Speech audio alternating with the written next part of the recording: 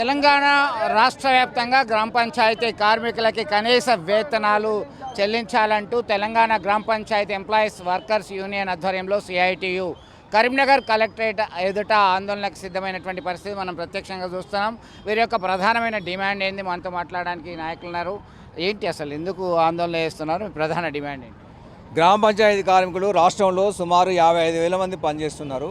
ఈ 55,000 మందికి గత 3 నెలలుగా వేతనాలు నెల నెల ఇవ్వవలసినవి పెండింగ్లో ఉన్నాయి. 15వ ఆర్థిక సంఘం యొక్క నిధులు విడుదలైనప్పటికీ, అంటే స్థానిక సంస్థలకు ఎన్నికలు జరిగిన తర్వాత పెండింగ్లో ఉన్న నిధులు విడుదలైనాయి.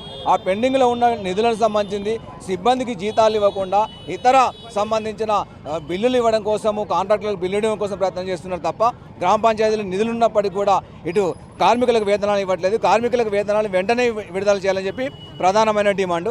రెండోది వచ్చిందంటే ఆన్లైన్లో ఎక్కించకుండా కేవలము 3,000, 4,000 రూపాయలు ఇస్తూ అనేక మందిని పనిచేయించుకుంటున్నారు.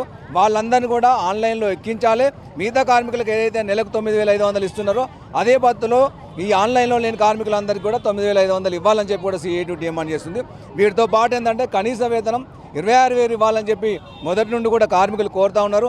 అదే పద్ధతిలో ఎన్నికల ముందు కూడా కాంగ్రెస్ పార్టీ హామీ ఇచ్చింది. ఆ ఎన్నికల హామీలు నెరవేర్చాలి. మరో ముఖ్యమైన డిమాండ్ మల్టీపర్పస్ విధానం. ఈ మల్టీపర్పస్ విధానం అమలు కోసం తెచ్చిన 51వ జీవోలో సవరణలు తీసుకురావాల్సింది. మరో ముఖ్యమైన డిమాండ్ ఏంటంటే ఈరోజు మున్సిపాలిటీలో పనిచేస్తున్న కార్మికులకు సంబంధించింది పిఎఫ్ అమలు అవుతుంది, ఈఎస్ఐ అమలు అవుతుంది. సేమ్ అదే పారిశుద్ధము ఇతర మున్సిపాలిటీలో ఏ పనులు అయితే చేస్తున్నారో గ్రామీణ ప్రాంతాల్లో అదే పనులు నిర్వహిస్తున్న గ్రామ పంచాయతీ కార్మికులకు ఈఎస్ఐ కానీ పిఎఫ్ కానీ అమలు కావట్లేదు. అది అమలు చేయాలి. గ్రామీణ వ్యవస్థలో ఆరోగ్యానికి ముఖ్యమైన భూమిక పోషిస్తున్నారు.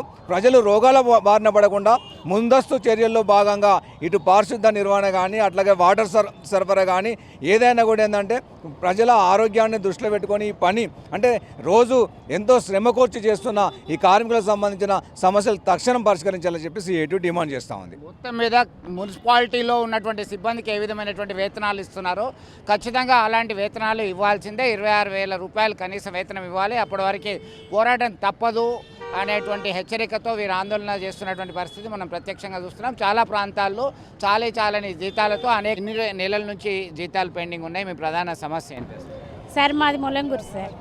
ముల్లంగూరు గ్రామ పంచాయతీ సిబ్బందిని సార్. సంవత్సరం అవుతుంది సార్ జీతం రాకుండా. సంవత్సరం అవుతుంది. మా నెలకు ఎంత వస్తుంది నీకు? 9,500 వస్తుంది సార్. 9,500 వస్తుంది. మా భర్తకు కూడా వస్తలేదు సార్ పింఛని. మా భర్త లేవలేకుండా అయిపోయింది సార్.